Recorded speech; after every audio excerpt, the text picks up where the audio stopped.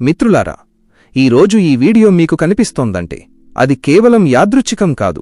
మీరు డబ్బు కోసం, ఆర్థిక స్వేచ్ఛ కోసం విశ్వాన్ని ఏదో ఒక రూపంలో వేడుకుంటున్నారు. మీరు ఒక పెద్ద మార్పు అంచున నిలబడి ఉన్నారు. మీకు ఎప్పుడైనా అనిపించిందా? రోడ్డు మీద నడుస్తుంటే అకస్మాత్తుగా ఒక రూపాయి కాయిన్ లేదా నోటు దొరకడం, లేదా ఏళ్ల తరబడి మూలనపడ్డ పాత ప్యాంటు జేబులో నుంచి డబ్బు దొరకడం. ఇదంతా సాధారణ విషయంగా కొట్టిపారేస్తారా?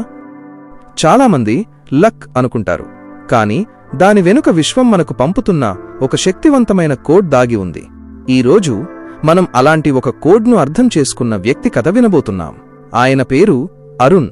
మధ్యతరగతి జీవితం, రోజువారీ పోరాటం, డబ్బు కోసం పడిన బాధ, నిస్సత్తువ నుంచి బయటపడటానికి ఒక రూపాయి సంకేతం అతనికి ఎలా దారి చూపింది? తను ఆ సంకేతాన్ని ఎలా గుర్తించాడు? ఆ చిన్న నాణెం వెనుక దాగి ఉన్న విశ్వరహస్యం ఏంటి? డబ్బు విషయంలో మీరు ప్రస్తుతం ఎదుర్కొంటున్న ప్రతి సమస్యకు అరుణ్ కథలో ఒక సమాధానం దొరుకుతుంది. అతని జీవితాన్ని మార్చిన ఆ ప్రయాణంలో మీరు కూడా భాగస్వాములు కండి. చివరి వరకు చూస్తే మీ చేతిలో ఆ చిన్న రూపాయి దొరికినప్పుడల్లా ఇకపై మీరు దాన్ని సాధారణంగా చూడలేరు. మీ డబ్బు ప్రవాహాన్ని ఎలా పెంచుకోవాలో మీకే తెలుస్తుంది. అరుణ్ వయసు 35, భార్య, 2 పిల్లలు. ఒక చిన్న ప్రైవేట్ కంపెనీలో ఉద్యోగం. నెలంతా కష్టపడినా జీతం వచ్చేలోపు ఖర్చులు ఎదురుచూసేవి. నెల చివర్లో పడే టెన్షన్ అతని ముఖంలో స్పష్టంగా కనిపించేది. ఈ జీవితం ఇంతేనా అని తరచూ తనను తాను ప్రశ్నించుకునేవాడు. ఎంత ప్రయత్నించినా అప్పుల ఊబినుంచి బయటపడలేకపోయేవాడు. అతని కలలు పెద్దవి, కాని జేబు చిన్నది. నేను ఎందుకు ఇంత కష్టపడాలి? నాకు ఎందుకు డబ్బు అస్సలు నిలవడం లేదు? ఈ ప్రశ్నలు రాత్రిపూట అతన్ని నిద్రపోనిచ్చేవి కావు. ఒకరోజు తీవ్రమైన నిరాశలో ఉన్న అరుణ్ తన పాత డైరీని తిరగేస్తున్నాడు. అందులో చిన్నప్పుడు తను రాసుకున్న కలలు కనిపించాయి. ఆ కలలన్నీ ఇప్పుడు అసాధ్యమైన విషయాలుగా అనిపించాయి. నిట్టూర్చి డైరీ మూసేసి కిటికీ పక్కన నిలబడ్డాడు. ఆ సమయంలోనే అతను మొదటి సంకేతాన్ని గమనించాడు. కాని మొదట్లో దాన్ని పట్టించుకోలేదు. అరుణ్ తన జేబులో చేయి పెట్టాడు. ఒక చిన్న రూపాయి కాయిన్ దొరికింది. అది అక్కడ ఎలా ఉందో అతనికి అర్థం కాలేదు. ఆ కాయిన్ను చూస్తూ, ఒక రూపాయి, నా సమస్యకు ఇదేనా పరిష్కారం అని వెటకారంగా నవ్వుకున్నాడు. దాన్ని మళ్లీ ప్యాంటు జేబులో పడేసి ఆఫీస్కి బయలుదేరాడు. మరుసటి రోజు ఆఫీస్లో పని ఒత్తిడి ఎక్కువైంది. లంచ్ టైంలో స్నాక్స్ కొనడానికి బయటికి వెళ్లాడు. అతను బిల్లు కడుతుండగా కౌంటర్ దగ్గర ఒక రూపాయి కాయిన్ మెరుస్తూ కనిపించింది. అతను దాన్ని తీసుకుని చిరునవ్వుతో జేబులో వేసుకున్నాడు. 2 రోజుల్లో మళ్లీ రూపాయి కాయిన్ దొరికింది. ఇదేంటి? ఇదంతా యాదృచ్ఛికంగా జరుగుతుందా అనుకున్నాడు అరుణ్. అతని అంతరాత్మ ఏదో చెప్పడానికి ప్రయత్నిస్తోంది. 3వ రోజు అతను పార్కులో నడుస్తున్నాడు. పిల్లలు ఆడుకుంటున్న చోట ఒక పాత రూపాయి నాణెం కనిపించింది. ఇది చాలా పాతది, బొమ్మ కొద్దిగా అరిగిపోయింది. అరుణ్ దాన్ని తీసుకున్నాడు. ఈసారి అతనికి ఒక చిన్న ఆలోచన మెదిలింది. విశ్వం నాతో ఏదైనా మాట్లాడాలనుకుంటుందా? డబ్బు గురించే ఎందుకు సంకేతాలు వస్తున్నాయి? అరుణ్ అప్పటినుంచి రోడ్డు మీద పడి ఉన్న నాణేలు, నోట్ల గురించి ఆలోచించడం మొదలుపెట్టాడు. అతను గమనించిన ప్రతిసారీ అది కేవలం రూపాయి నాణెం లేదా 2 5 రూపాయల చిన్న నోటు మాత్రమే అయ్యేది. ఎప్పుడూ పెద్ద నోట్లు దొరకలేదు. ఈ పరంపర ఎక్కువైన కొద్దీ అరుణ్కు ఒక విషయం అర్థమైంది. విశ్వం అతనికి డబ్బును ఇవ్వట్లేదు, కాని డబ్బు శక్తిని ఎలా స్వీకరించాలో నేర్పుతోంది. ఆ రోజు రాత్రి అరుణ్ ఇంటర్నెట్లో విశ్వం పంపే డబ్బు సంకేతాలు అని వెతికాడు.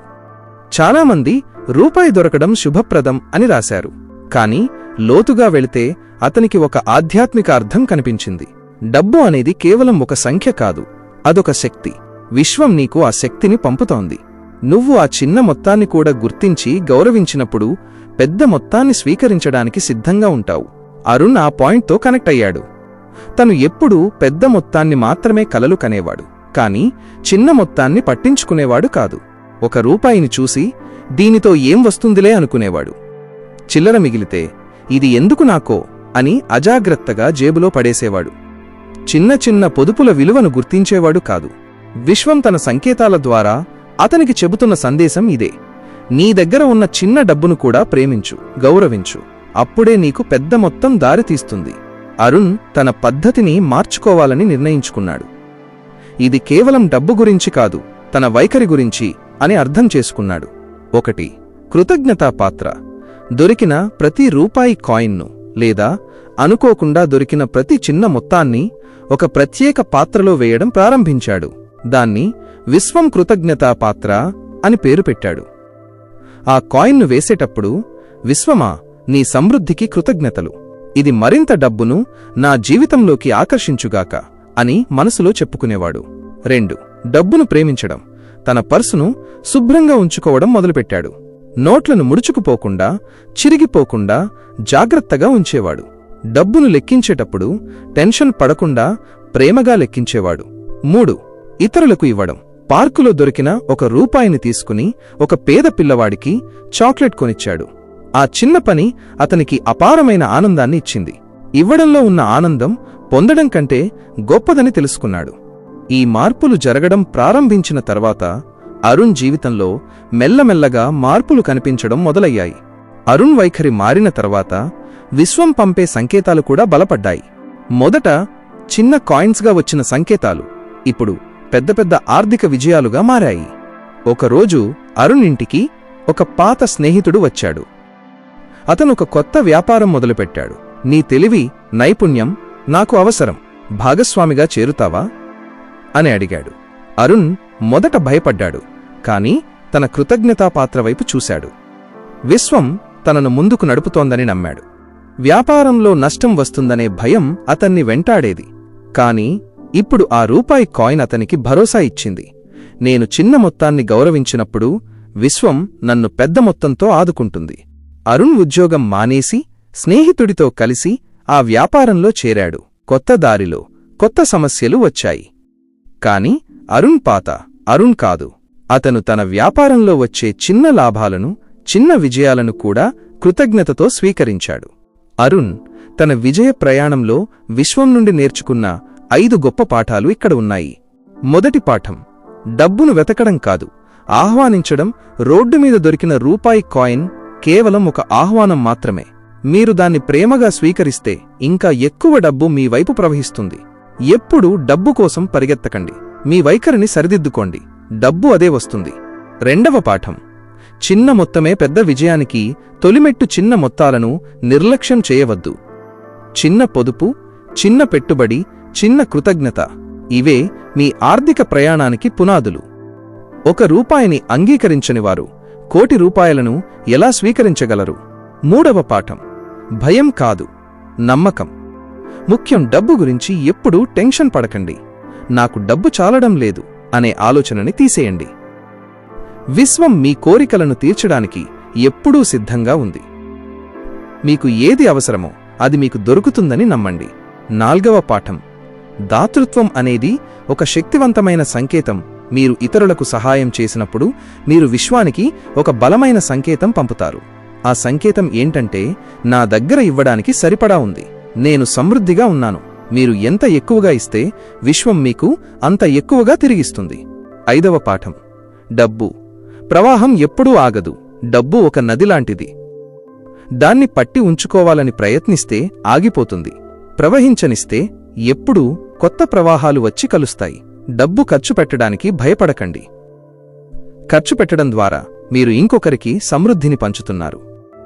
అది తిరిగి మీ దగ్గరికే వస్తుందని నమ్మండి. మిత్రులారా, అరుణ్ కథ నుంచి మనం నేర్చుకోవాల్సిన గొప్ప పాఠం ఇదే. విశ్వం ఎప్పుడూ మనతో మాట్లాడుతుంది, కాని ఆ సంకేతాలు పెద్ద పెద్ద అద్భుతాల రూపంలో రాకపోవచ్చు. మీరు ప్రస్తుతం మీ జీవితంలో దేనికోసం పోరాడుతున్నారు? ఏ నిర్ణయం తీసుకోవాలో తెలియక ఆగిపోయారు? విశ్వానికి ఒక ప్రశ్న అడగండి. మీ మనసులో ఉన్న కోరికను స్పష్టంగా చెప్పండి. ఆ తరువాత మీ చుట్టూ ఉన్న ప్రపంచాన్ని గమనించడం మొదలుపెట్టండి. మీరు పదే పదే ఏం చూస్తున్నారు? ఏ ఆలోచన పదే పదే వస్తోంది?